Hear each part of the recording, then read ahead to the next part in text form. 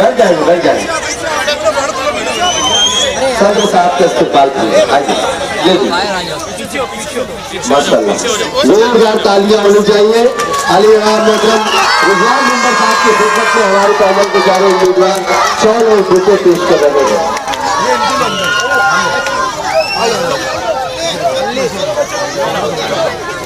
अब इसी के साथ साथ मैं चाहूंगा कि हमारे इस पैनल के चारों उम्मीदवार कायदे नस्ल आपके हमारे शहीद लीडर आपके हमारे रहनुमा आली जनाब मोहतरम आसिफ शेख रशीद साहब का इस्तेमाल भी हमारे इस पैनल के चारों उम्मीदवार करेंगे।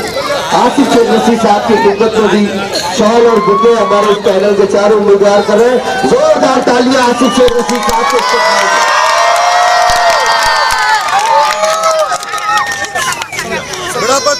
साइड से ये बात चलिए बैठ जाइए सब अपने अपने नशिस्तों पर अपनी अपनी जगह पर बैठ जाइए बच्चे बैठ जाइए सभी लोग। माशाल्लाह हमारे इरफान अली आबिद अली साहब है और नजीर फल्ली वाला साहब है।